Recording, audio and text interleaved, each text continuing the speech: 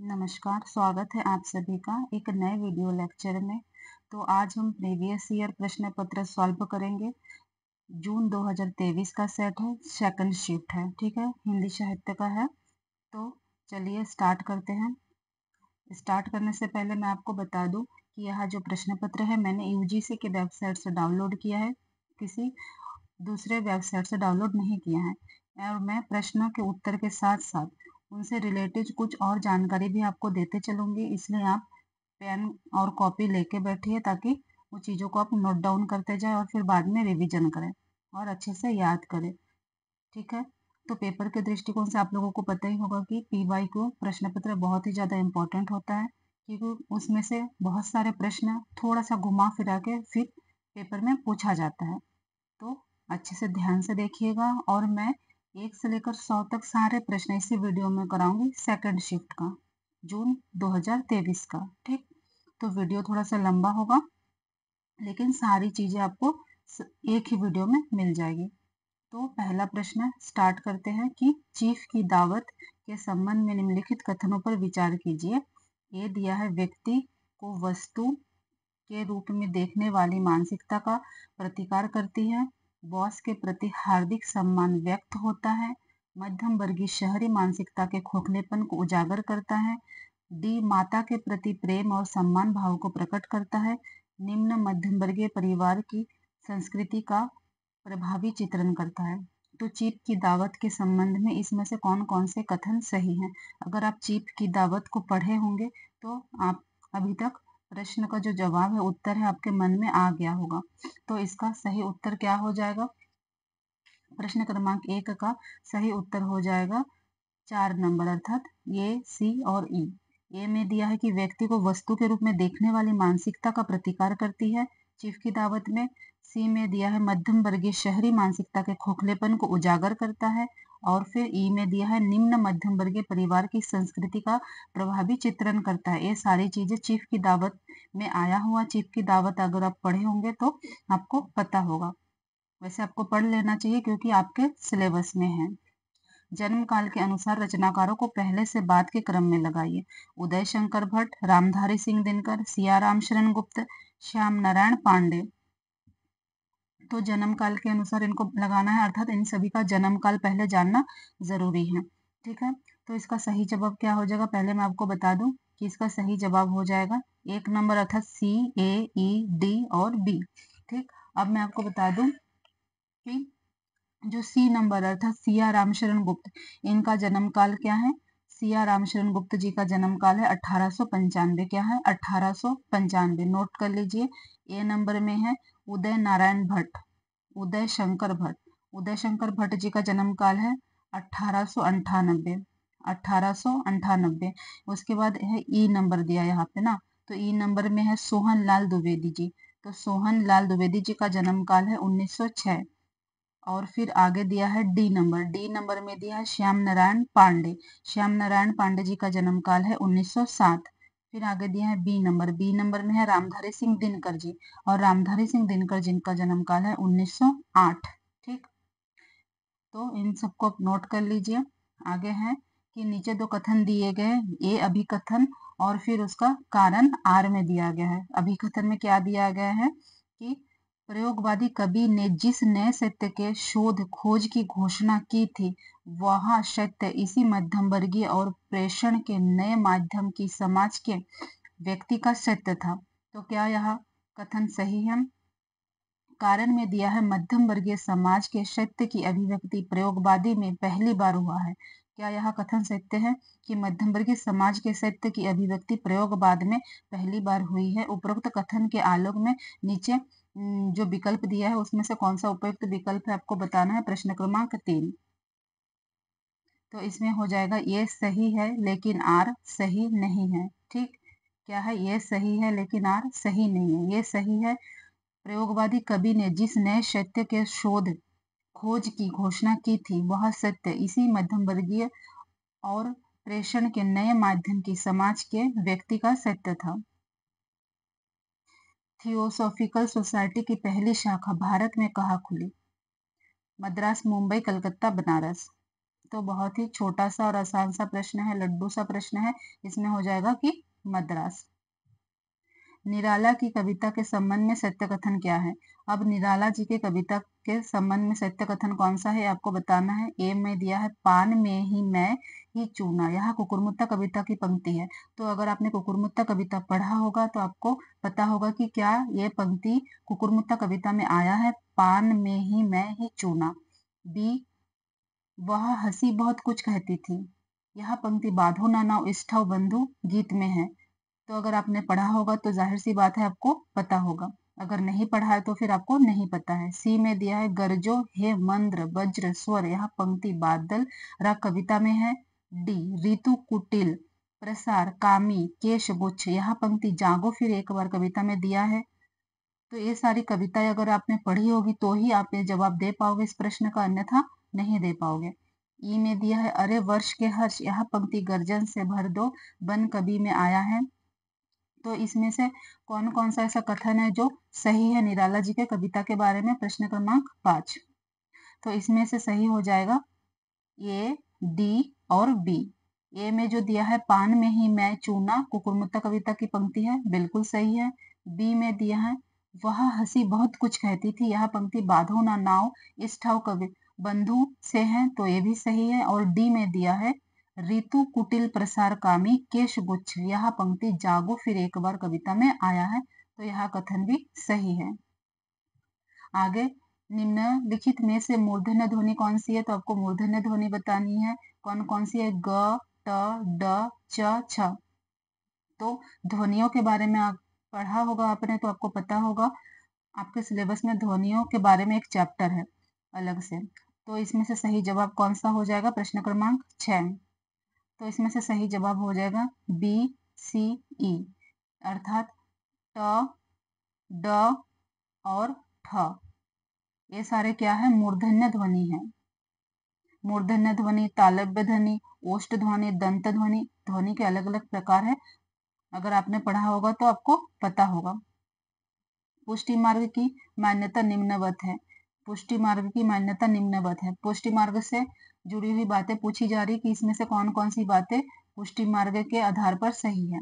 भगवान के अनुग्रह पर भरोसा करते हैं, क्या पुष्टि मार्गी भगवान के अनुग्रह पर भरोसा करते हैं? स्वर्ग प्राप्ति में विश्वास नहीं करते हैं, क्या पुष्टि मार्गी स्वर्ग प्राप्ति पर विश्वास नहीं करते हैं? नित्य लीला में प्रवेश का विश्वास बना रहता है।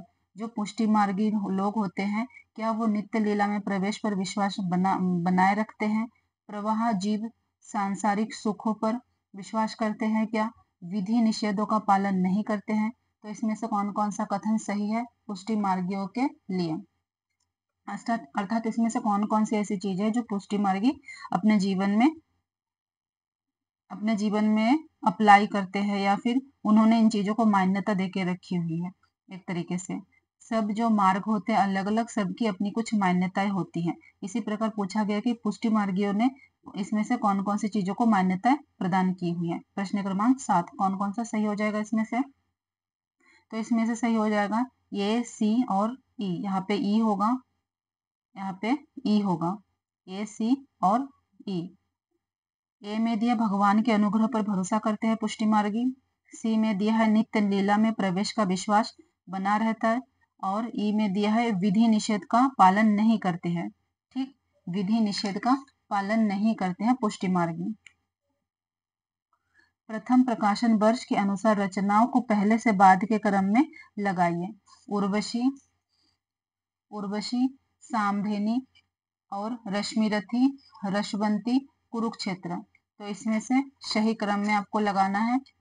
तो इसको सही क्रम में लगाने से पहले आपको क्या जानना होगा? इनका प्रकाशन वर्ष जानना होगा। तो इसमें से सही जवाब कौन सा हो जाएगा? प्रश्न क्रमांक 8। तो 8 का सही जवाब हो जाएगा 1 नंबर। कौन सा? 1 नंबर, डी, ई, बी, सी, ए। डी, ई, बी, सी, ए अर्थात रसवंती। सबसे पहले रसवंती आएगा। रसवंती का प्रकाशन वर्ष क्या हो जाएगा? नोट कर लीजिए, 1987, 1987। अर्थात उसके बाद क्या आ जाएगा? ई, कुरुक्षेत्र। कुरुक्षेत्र का प्रकाशन वर्ष क्या हो जाएगा? 1946, 1946, 1946। इसके बाद आ जाएगा बी नंबर। बी नंबर में क्या है, सामधेनी। सामधेनी का प्रकाशन वर्ष क्या हो जाएगा, 1949, 1949। इसके बाद सी है, सी में आ जाएगा रश्मिरथी। रश्मिरथी का प्रकाशन वर्ष क्या है, 1952, 1952। इसके बाद लास्ट में आ जाएगा उर्वशी। उर्वशी का प्रकाशन वर्ष क्या है, 1962, 1962। ठीक, आगे दिया है प्रश्न क्रमांक 9। बिहारी के काव्य के संबंध में वासुदेव सिंह का कथन। बिहारी जी के काव्य के संबंध में वासुदेव जी ने क्या कहा है, ये पूछा गया है।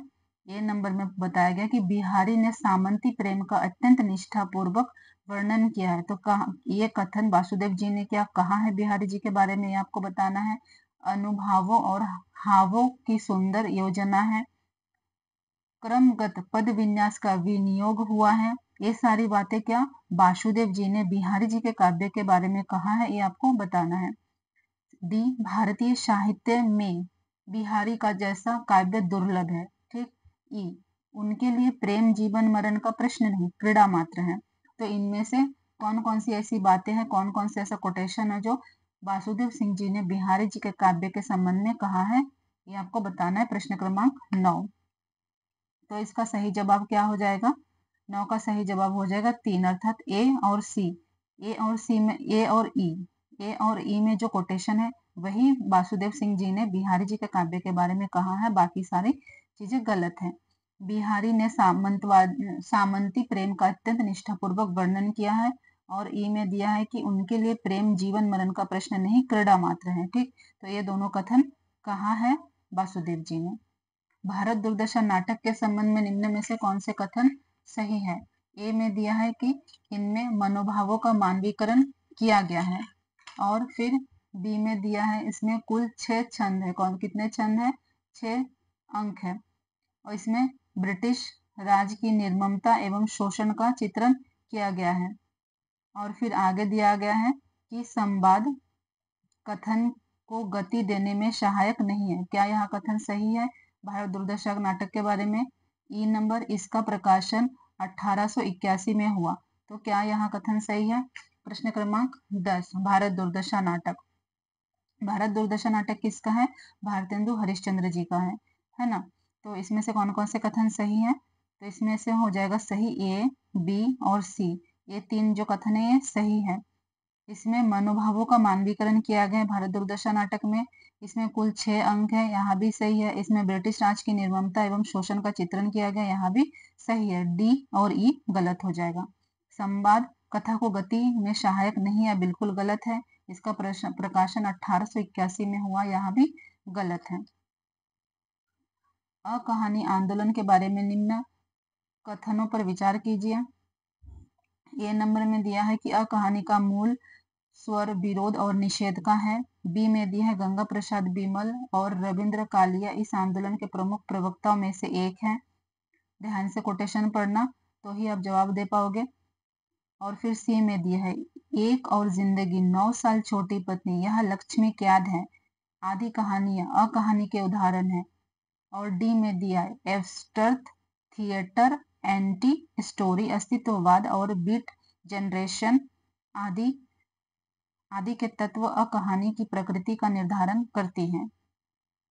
ई में दिया है मोहन राकेश, कमलेश्वर, राजेंद्र यादव आदि अकहानी आंदोलन के अन्य प्रमुख हस्ताक्षर हैं। तो प्रश्न क्रमांक 11, इसमें से कौन कौन से कथन अकहानी के बारे में सही हो जाएगा। तो इसमें से सही हो जाएगा ए, बी और डी। कौन कौन से ए, बी और डी। ए में दिया अकहानी का मूल स्वर विरोध अर्थात निषेधात्मक है, ये सही हो जाएगा। और फिर कौन सा सही हो जाएगा, बी, गंगा प्रसाद बिमल और रविंद्र कालिया इस आंदोलन के प्रमुख प्रवक्ताओं में से रहे हैं, यहाँ भी सही हो जाएगा। और फिर डी, एब्स्ट्रैक्ट थिएटर, एंटी स्टोरी, अस्तित्ववादी और बीट जनरेशन आदि के तत्व अकहानी की प्रकृति का निर्धारण करता है, यह भी सही हो जाएगा। ठीक, अकहानी के बारे में मैं आपको और कुछ बता दूं कि अकहानी आंदोलन का सूत्रपात कब हुआ था, 1960 के दशक में हुआ था।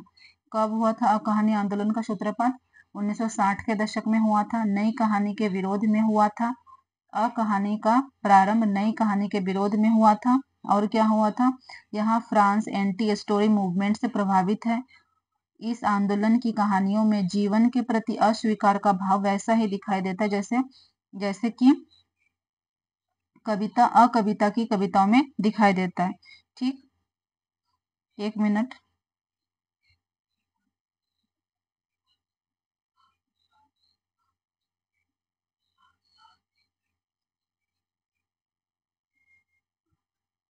चलिए, प्रश्न क्रमांक 12, इसमें काव्य दिया है, काव्य की पंक्ति दी हुई है और सूची अर्थात कविता का नाम दिया है और काव्य की पंक्ति दिया है। तो आपको पंक्ति पढ़ के बताना है कि यह पंक्ति कौन से कविता से लिया गया है। ए में दिया है जली ठूठ पर बैठकर गई कोकिला कूक। बी में दिया यहाँ वहाँ विश्वास नहीं जो अपनी लघुता में भी कांपे। सी में दिया है धसो इसमें डर नहीं है मौत का यहाँ घर नहीं है। डी में दिया भूख कौन उपजाता है। तो यहाँ पंक्ति है और आगे बताना है कि किस कविता से लिया गया है। प्रश्न क्रमांक 12 मिलान करना है। तो 12 का सही उत्तर हो जाएगा 3 नंबर। मिलान करते हैं। जली ठूठ पर बैठकर गई कोकिला कूक, यहाँ किससे लिया गया है, शासन की बंदूक कविता से लिया गया है। बी नंबर, यहाँ वहाँ विश्वास नहीं जो अपनी लघुता में भी कांपे, इससे यहाँ दीप अकेला से लिया गया है। सी नंबर, धसो इसमें डर नहीं है मौत का यहाँ घर नहीं है, सतपुड़ा के घने जंगल से लिया गया है ना। और डी, भूख कौन उपजाता है, अकाल दर्शन से लिया गया है। उपन्यासों की कथा भाषा के संबंध में निम्नलिखित कथन विचारणीय हैं।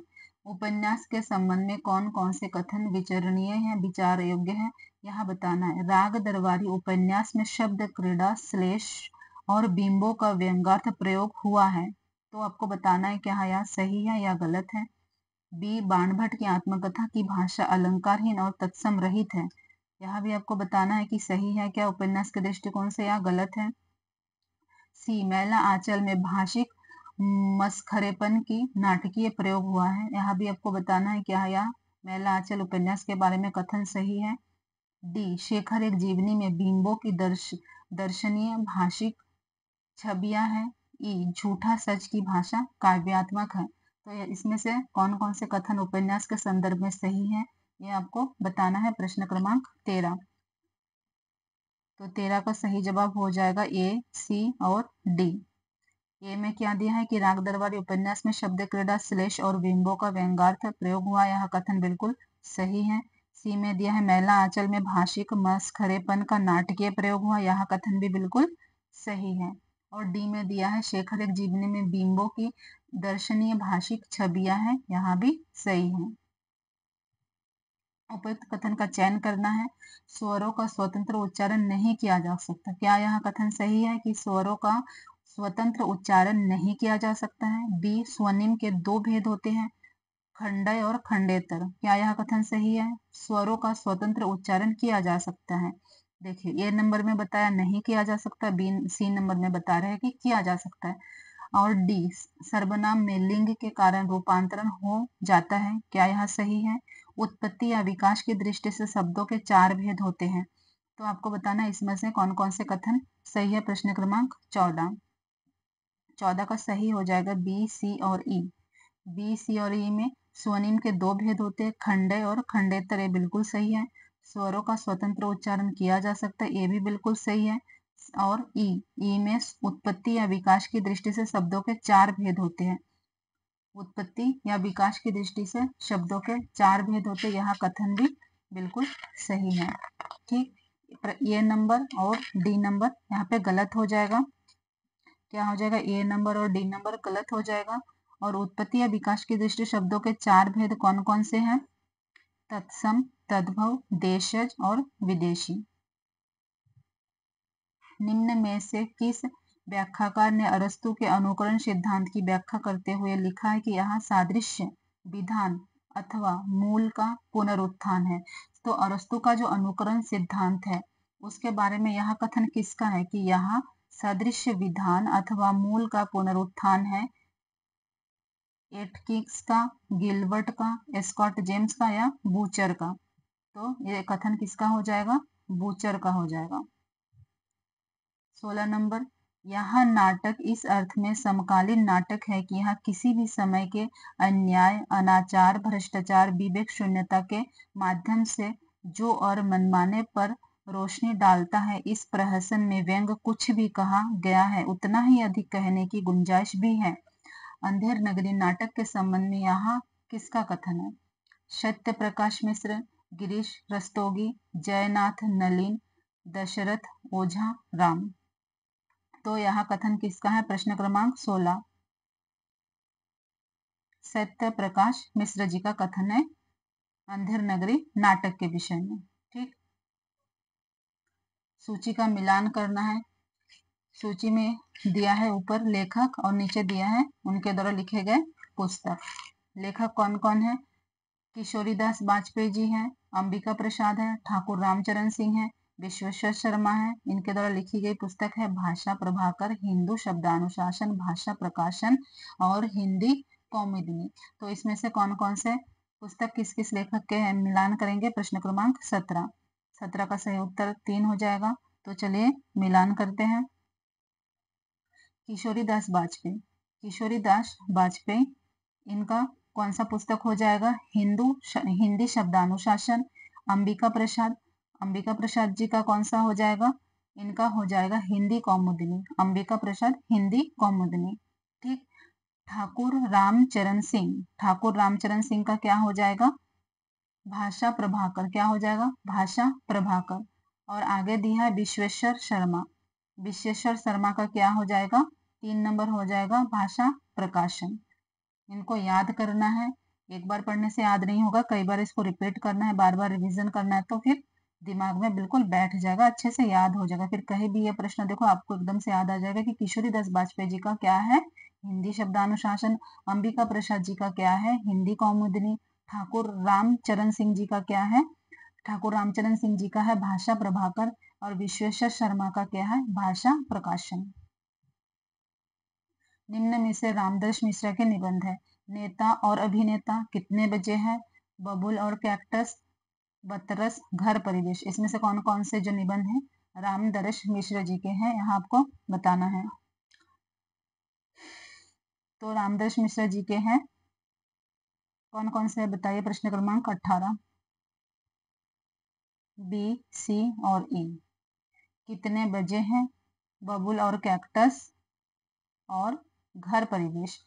आपको बता दूं कि रामदर्श मिश्र जी को 2021 में सरस्वती सम्मान मिला है। क्या मिला है? रामदर्श मिश्र जी को 2021 में सरस्वती सम्मान से सम्मानित किया गया है। यहाँ पे सूची दिया गया है, रचना दिया गया और रचनाकार दिया गया है। मिलान करना है। व्योमकेश दरवेश, घर का जोगी जोगड़, आवारा मसीहा और कलम का मजदूर। तो इनका मिलान करना है किसके साथ? विष्णु प्रभाकर, काशीनाथ सिंह, विश्वमूर्ति, मदन गोपाल। प्रश्न क्रमांक 19। तो 19 का क्या हो जाएगा? 2 हो जाएगा।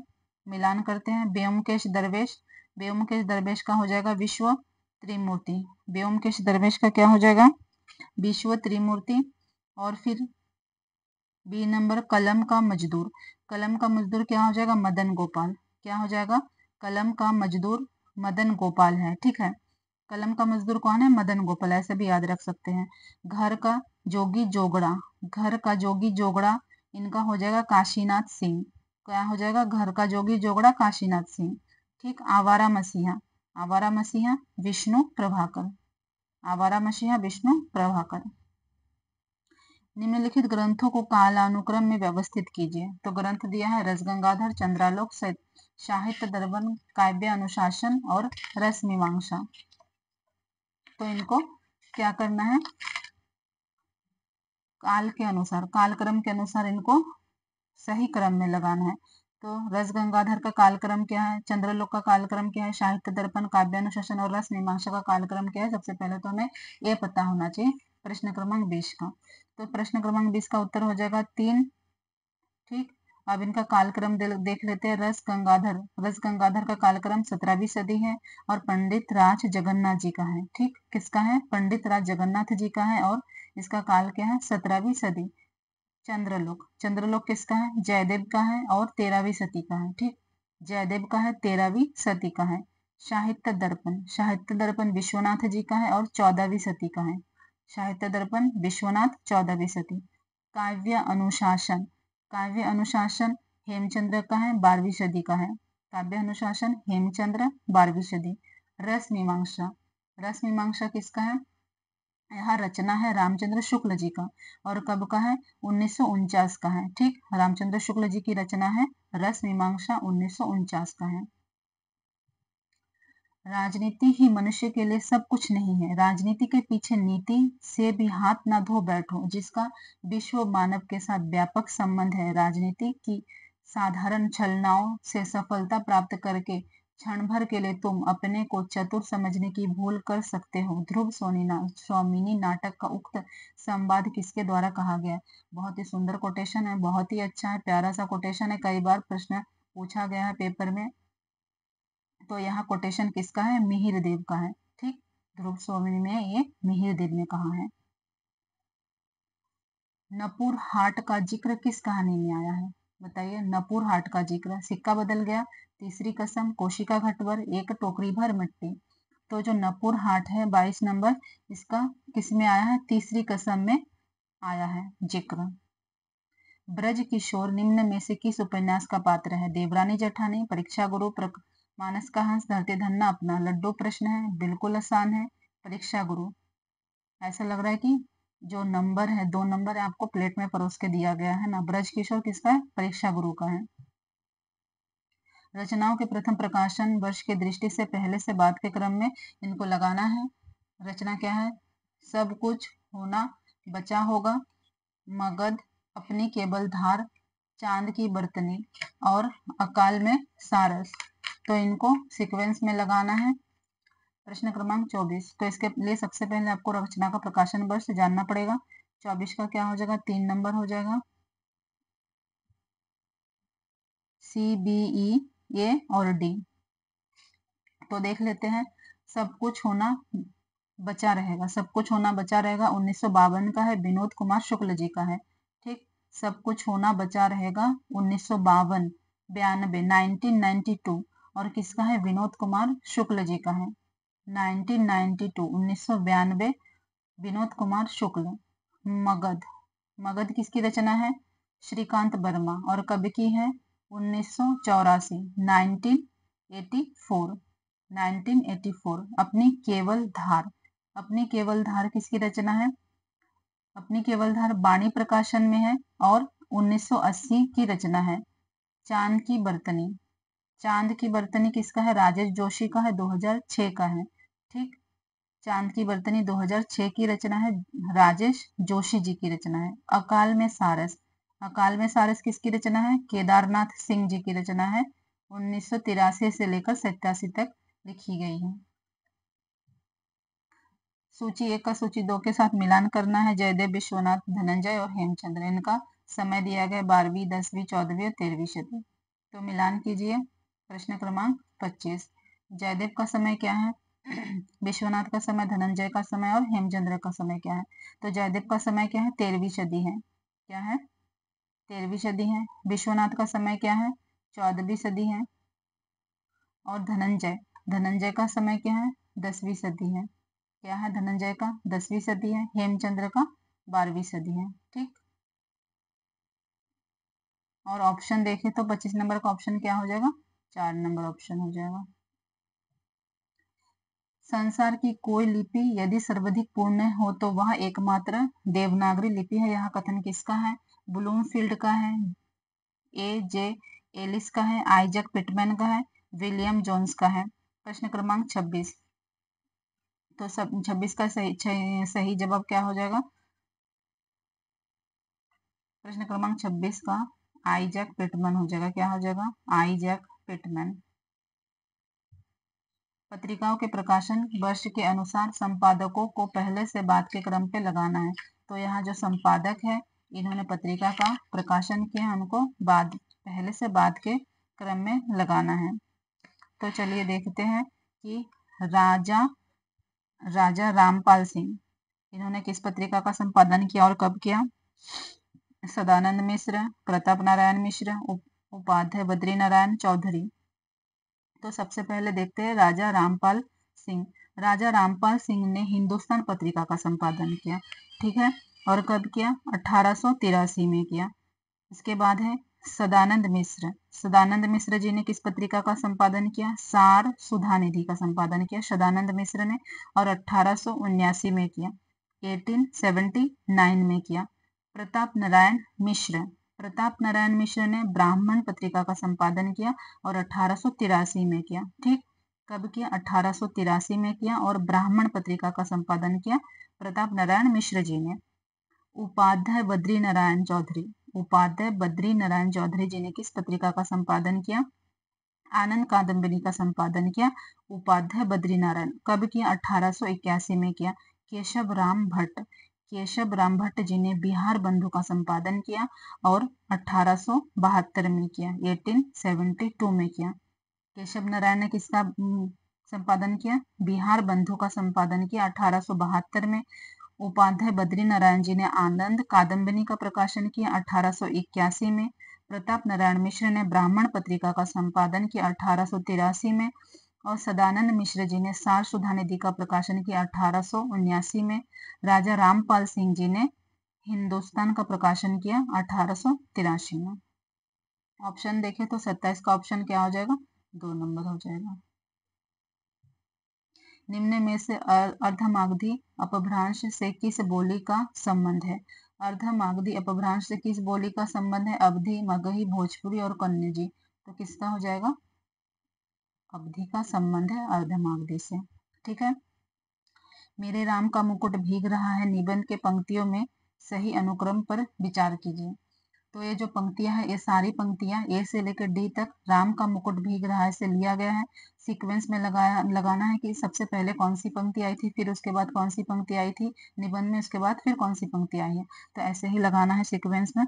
तो पहले ए नंबर में क्या दिया है कि बचपन में दादी जाते पर वह गीत गाती, ठीक। बचपन में दादी जाते पर यानी उनके लेखक के जाने पर दादी गीत गाती। मेरे घर से बाहर जाने पर, विदेश में रहने पर वे यही गीत बिहल होकर गाती, ठीक। बी में अभी दो तीन रात पहले मेरे एक साथी संगीत कार्यक्रम सुनने के लिए 9 बजे रात गए। साथ में जाने के लिए मेरे एक चिरंजीवी ने और मेरे एक मेहमान महानगरी वातावरण में पली कन्या ने अनुमति मांगी, ठीक। और इतने में पूरब से हल्का उजास आती है और शहर के इस शोर भरे बियाबान में चक्की के स्वर के साथ चढ़ती उतरती जैतसार गीत हल्की सी सिहरन पैदा कर जाती है। कैसे मंगलमय प्रभात की कल्पना की थी, कैसा काल रात्रि आ गया है, एक दूसरे को देखने में भी डर लगता है। तो इसको सीक्वेंस में लगाना है। प्रश्न क्रमांक 29। तो बताइए कौन सा सही उत्तर हो जाएगा? 29 का हो जाएगा 3। तो लगाते हैं, चलो सीक्वेंस में बी नंबर आ जाएगा सबसे पहले। अभी 2-3 रात पहले मेरे एक साथी संगीत कार्यक्रम सुनने के लिए 9 बजे रात गए। साथ जाने के लिए मेरे एक चिरंजीवी ने और मेरे एक मेहमान महानगरी वातावरण में पली कन्या ने अनुमति मांगी, ठीक। यहाँ कथन किससे, कोटेशन किससे? मेरे राम का मुकुट भीग रहा है निबंध से। अगर आपने यहाँ निबंध नहीं पढ़ा तो पढ़ लेना, बहुत ही सुंदर निबंध है, बहुत ही ज्यादा अच्छा निबंध है। फिर ए नंबर में दिया है बचपन में दादी जाते पर वह गीत गाती। पहले तो ए बी वाला कोटेशन आएगा, निबंध में आया है, फिर ए वाला कोटेशन आया, फिर उसके बाद कौन सा? डी वाला है। कैसा मंगलमय प्रभात की कल्पना की थी और कैसी कालरात्रि आ गई है, एक दूसरे को देखने में भी डर लग रहा है। फिर लास्ट में आया ये वाला सी नंबर, और इतने में पूरब से हल्की उजास जाती है और शहर के इस शोर भरे बियावन में चक्की के स्वर के साथ चढ़ती उतरती जातसार गीत हल्की सी सिहरन पैदा कर जाती है। निम्न में से हिंदी भाषा में सबसे पहले खेला गया मंचीय नाटक कौन सा है? हनुष, शकुंतला, विद्या सुंदर या जानकी मंगल। तो हिंदी भाषा में सबसे पहले मंच पर खेला गया नाटक कौन सा है, आपको यह बताना है।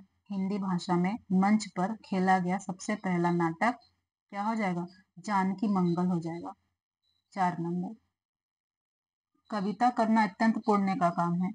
इस दुराशा और अनंत उत्कंठा से कभी जीवन व्यतीत करने की इच्छा हुई, संसार के समस्त अभावों को संतोष कहकर हृदय को धोखा देता, परंतु कैसी विडंबना, लक्ष्मी के लालों का भ्रूण भंग और अतिरिक्त मिला क्या? यह कथन स्कंदगुप्त ने स्कंदगुप्त में किसके द्वारा कहा गया है? बहुत ही सुंदर कोटेशन है। तो किसके द्वारा कहा गया है? मुद्गल, कुमारगुप्त, मातृगुप्त और कर्णदत्त। प्रश्न क्रमांक 31। तो 31 में किसने कहा है? मातृगुप्त को द्वारा कहा गया। यहाँ कोटेशन है स्कंदगुप्त में कि कविता करना अत्यंत पुण्य का फल है। इस दुराशा और अनंत उत्कंठा से कभी जीवन व्यतीत करने की इच्छा हुई। संसार के समस्त अभावों को संतोष कहकर हृदय को धोखा देता रहा, परंतु कैसी विडंबना, लक्ष्मी के लालों का भ्रूभंग और अतिरिक्त मिला ही क्या। हवन उपन्यास निम्न में से किसकी कृति है? उषा राजे सक्सेना, सुषमा वेदी, दिव्या माथुर, उषा प्रियंवदा। तो हवन उपन्यास किसकी कृति है? प्रश्न क्रमांक 32। उषा सुषमा वेदी किसका है? सुषमा वेदी की रचना है उपन्यास, ठीक। हवन, हवन उपन्यास सुषमा वेदी। बालकृष्ण शर्मा नवीन ने किस पत्रिका का संपादन किया था? प्रभा, स्त्री दर्पण, जागरण और कवि कर्म। तो बालकृष्ण नवीन ने प्रभा का संपादन किया। प्रश्न क्रमांक 34 में कथन दिया है कि दंडी ने नैसर्गिक प्रतिभा, निर्मल शास्त्र ज्ञान और अमंद अभियोग अभ्यास को काव्य का हेतु माना। क्या यह कथन सही है? बी में दिया है मम्मट के अनुसार शक्ति, निपुणता और अभ्यास काव्य रचना के हेतु है। तो क्या यह कथन सही है? आपको बताना है। तो प्रश्न क्रमांक 34 में क्या दोनों कथन सही है या फिर एक कथन सही है, आपको बताना है। तो इसमें कथन ए और कथन बी या कथन दो दोनों सही है। निबंधकार और निबंध संग्रह, निबंधकार और निबंध संग्रह का मिलान करना है। भारतेंदु, हजारी प्रसाद द्विवेदी, बालकृष्ण भट्ट, अध्यापक पूर्ण सिंह। तो इसमें कौन सा सही हो, क्या क्या हो जाएगा? मिलान करते हैं। भारतेंदु का हो जाएगा बादशाह दर्पण। क्या हो जाएगा? भारतेंदु का हो जाएगा बादशाह दर्पण। हजारी प्रसाद द्विवेदी का हो जाएगा विचार प्रवाह। क्या हो जाएगा? विचार प्रवाह। बालकृष्ण भट्ट, सी में बालकृष्ण भट्ट है, बालकृष्ण भट्ट राजभक्ति और देशभक्ति हो जाएगा, ठीक। अध्यापक पूर्ण सिंह, आचरण और सभ्यता, आचरण की सभ्यता हो जाएगा अध्यापक पूर्ण सिंह। यहाँ 3 नंबर सही हो जाएगा। उत्तर प्रदेश सरकार द्वारा 31 जुलाई 1947 को गठित देवनागरी लिपि सुधार समिति के अध्यक्ष कौन थे? पंडित रामशंकर द्विवेदी, पंडित चंद्रशेखर शास्त्री, आचार्य नरेंद्र देव, डॉक्टर धीरेन्द्र वर्मा। प्रश्न क्रमांक 36। आचार्य नरेंद्र देव कौन थे? आचार्य नरेंद्र देव 31 जुलाई 1947 को गठित देवनागरी लिपि सुधार समिति के अध्यक्ष थे। देवकीनंदन खत्री द्वारा रचित निम्न उपन्यासों को प्रथम प्रकाशन वर्ष के अनुसार पहले से बाद के क्रम में लगाना है। चंद्रकांता, भूतनाथ, वीरेंद्र वीर, चंद्रकांता संतति और चंद्रकांता, और फिर नरेंद्र मोहिनी। प्रश्न क्रमांक 37। तो यहाँ पे लगाने के लिए ऑप्शन में ऑप्शन नहीं दिया है, ठीक है, तो इस प्रश्न को हम छोड़ देंगे। ब्रिटिश काल में प्रेस पर सेंसरशिप सर्वप्रथम कब लगाई गई? ब्रिटिश काल में प्रेस पर, है ना, सेंसरशिप सबसे पहले कब लगाई गई? 1780, 1799, 1818, 1823। तो प्रश्न क्रमांक 38 का सही जवाब क्या हो जाएगा कि 1799 में लगाया गया था, अर्थात 2 नंबर सही हो जाएगा। निम्न में से कौन मजदूरी और प्रेम निबंध के उपशीर्षक है? प्रेम और मजदूरी शीर्षक के उपशीर्षक इसमें से कौन कौन बन सकते हैं? मजदूर की मजदूरी, मजदूर की मजबूती।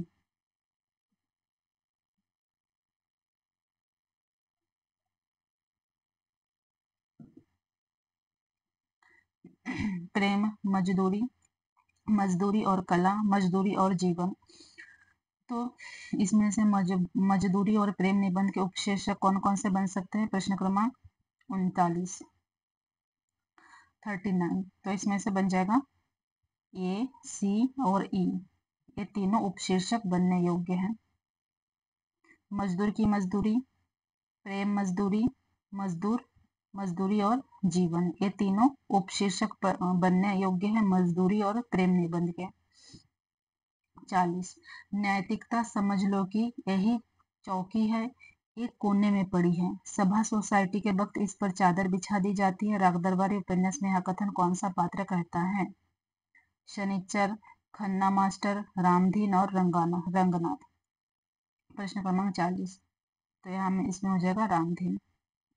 यहाँ कथन किसका है? रामधीन का है। किसमें? राग दरबारी उपन्यास में। ठीक। प्रश्न क्रमांक 41। परिपोरतन दगमम अगजुह सुरतान अब यह मत विचारिए लरन मरन परवान। पृथ्वीराज रासो में यहाँ किस पात्र का कथन है? चामन राय, पृथ्वीराज चौहान, सामंत या रघुवंश? इसका कथन है यहाँ बताना है आपको। तो यहाँ कथन है पृथ्वीराज चौहान का। मैं बीच में एक दो बार माइक देख रही हूँ क्योंकि इसका चार्ज खत्म होने वाला है, तो मैं देख रही हूँ कि चार्ज है कि बंद हो गया। प्रश्न क्रमांक 42। एक और द्रोणाचार्य, स्कंदगुप्त, चंद्रगुप्त, अंधायुग ये नाटक है और इसमें पात्र कौन कौन से हैं? युत्सु, लीला, कमला और अलका। तो इनका मिलान करना है। प्रश्न क्रमांक 42 का। तो एक और द्रोणाचार्य के पात्र कौन है? लीला। कौन है? लीला।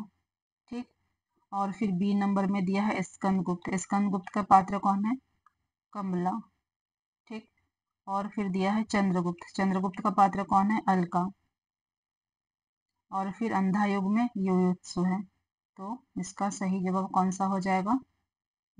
इसका हो जाएगा 4 नंबर। दिन के उजाले में वह गवाह थी, मुजरिम थी, हर चीज का उससे तकाजा। अब इस अकेलेपन में कोई गिला नहीं, उल्हाना नहीं, सब खींचातानी खत्म हो गई।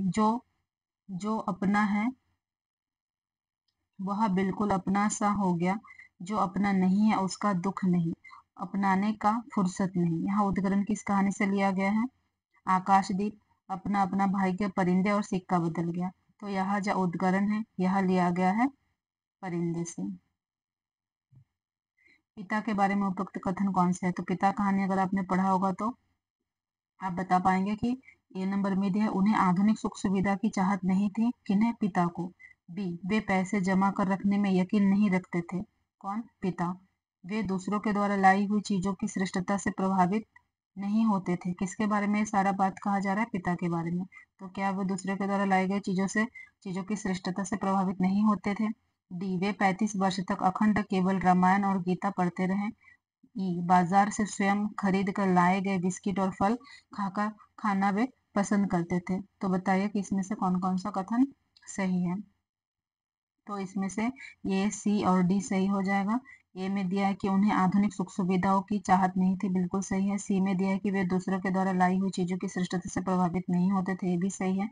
डी में दिया है वे 35 वर्ष तक अखंड केवल रामायण और गीता पढ़ते रहे, बिल्कुल सही है। ए, सी, डी। निबंधकार विवेकी राय के निबंध में निम्न कथनों पर विचार कीजिए। विवेकी राय के निबंध ठोस विद्यागत ढांचे के उदाहरण है। जो विवेकी राय जी है, क्या उसके निबंध ठोस विद्यागत ढांचे के उदाहरण है? विवेकी राय किसान, अध्यापक और लेखक थे। उनकी रचनाओं में उनके यहाँ तीनों रूप प्रकट होते हैं। क्या यहाँ कथन सही है? विवेकी राय के निबंधों में व्यक्तित्व की छाप कम और विचार की धार अधिक है। विवेकी राय की भाषा भोजपुरी की धीमी आंच पर पकी भाषा है। इसमें खड़ी बोली का व्याकरण है, पर छौक बघार सब भोजपुरी का है। क्या यहाँ कथन सही है विवेकी राय जी के बारे में?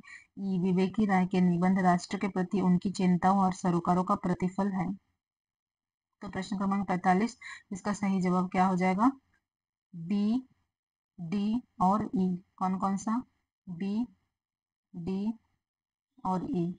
क्या दिया है? बी, डी और ई में विवेकी राय किसान, अध्यापक और लेखक थे। उनकी रचनाओं में उनके यहाँ तीनों रूप प्रकट होते हैं, सही है। डी में दिया है उनकी राय की भाषा भोजपुरी धीमी आंच। विवेकी राय की भाषा भोजपुरी धीमी आंच पर पकी भाषा है। इसमें खड़ी बोली का व्याकरण है, छौक बघर सब भोजपुरी की है। विवेकी राय के निबंध राष्ट्र के प्रति उनके चिंताओं और सरोकारों का प्रतिफल है। भाषा के संबंध में निम्नलिखित कथनों पर विचार कीजिए। भाषा के संबंध में, मानव भाषा में भूमिकाओं की परस्पर परिवर्तनीय होती है। क्या यहाँ कथन सही है? विभक्तता मानव भाषा का अभिलक्षण नहीं है। क्या यह कथन सही है? मानव भाषा यादृच्छिक होती है। भाषा द्वैताद्वैत को अभिरचना की द्वैतता भी कहते हैं और स्थान और कला का अंतरण मानवेतर भाषा गुण है। क्या यह कथन सही है? 46। तो 46 का हो जाएगा 4 नंबर, ए, सी और डी।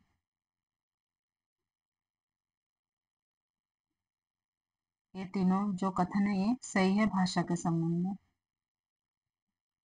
तुम जड़ पाषाण पिंड हो, तुम्हारे अंदर न देवता है न पशु है, अडिग जड़ता है। बाणभट्ट की आत्मकथा उपन्यास में यह कथन निम्न में से किस पात्र का है? तो यह कथन किसका है? न्योनिया का है। 1955 में उन्होंने उपन्यास मासिक पत्र निकाला और द्वितीय उत्थान काल के भीतर 65 छोटे बड़े उपन्यास निकालकर प्रकाशित किया। आचार्य शुक्ल का यह कथन किस उपन्यासकार के बारे में है? तो यह किस उपन्यास के बारे में है? किशोरीलाल गोस्वामी। किसके बारे में है? किशोरीलाल गोस्वामी। मिलान करना है विचारक और सिद्धांत। विचारक है अस्तित्ववाद, अस्तित्ववाद है अस्तित्ववाद, मनोविश्लेषणवाद, बिंबवाद, उत्तराधुनिकवाद। अब इनका क्या करना है? सिद्धांत किसका है यहाँ इसके साथ मिलान करना है कि अस्तित्ववाद सिद्धांत किसका है, मनोविश्लेषणवाद किसका सिद्धांत है, बिंबवाद किसका सिद्धांत है, उत्तराधुनिकवाद किसका सिद्धांत है। तो मिलान करते हैं। ये में है अस्तित्ववाद, तो अस्तित्ववाद किसका सिद्धांत है? लियोटार्ड का सिद्धांत है। मनोविश्लेषणवाद, मनोविश्लेषणवाद दिया है, ये दिया है किसके साथ? सी डी ब्लू ब्रे। सी डी ब्लू ब्रे का सिद्धांत है मनोविश्लेषणवाद। बिंबवाद, बिंबवाद किसका सिद्धांत है? बिंबवाद हो जाएगा कार्ल गुस्ताव गुंज, कार्ल गुस्ताव गुंज। उत्तर आधुनिकवाद हो जाएगा अल्वेयर कामू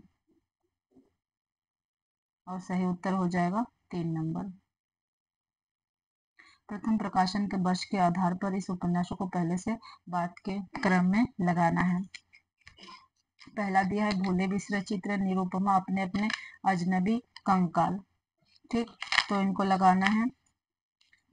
अब एक और इनका प्रकाशन वर्ष आपको पता है तो ही आप लगा पाएंगे, अन्यथा नहीं लगा पाएंगे। तो पहला है भूले बिसरे चित्र। भूले बिसरे चित्र का प्रकाशन कब हुआ था? 1961 में हुआ था। और भूले बिसरे चित्र किसका है? भगवती चरण वर्मा का है। भूले बिसरे चित्र 1961 1961 भगवती चरण वर्मा। और इस भूले बिसरे के लिए भगवती चरण वर्मा को साहित्य अकादमी पुरस्कार मिला है। ठीक, साहित्य अकादमी पुरस्कार मिला है। निरुपमा, निरुपमा सूर्यकांत त्रिपाठी निराला जी की रचना है, 1936 की है। अपने अपने अजनबी, अपने अपने अजनबी 1961 की है। सच्चिदानंद हिरानंद वात्सल्य अज्ञे की है, 1961। कंकाल, कंकाल किसकी रचना है? जयशंकर प्रसाद की है, 1929 की है। मुर्दाघर 2004 की रचना है। ठीक, और इसको अगर यहाँ पे देखें तो 3 नंबर सही उत्तर हो जाएगा। तो इस वीडियो में इतना ही। 50 प्रश्न करेंगे क्योंकि मेरा जो माइक है इसमें चार्ज खत्म हो रहा है, अभी किसी भी टाइम में बंद हो सकता है। फिर आगे का जो 50 प्रश्न है वो मैं दूसरे वीडियो में करा दूंगी। अगर इस वीडियो से आपको थोड़ा सा भी फायदा हुआ, कुछ भी हुआ, थोड़ा लग रहा है कि हाँ कुछ समझ में आ रहा है, तो आप वीडियो को लाइक करें। और जो बच्चे पढ़ते हैं, यूजीसी नेट की तैयारी कर रहे हैं, उन्हें शेयर कर दें, चैनल को सब्सक्राइब कर लें। Thank you.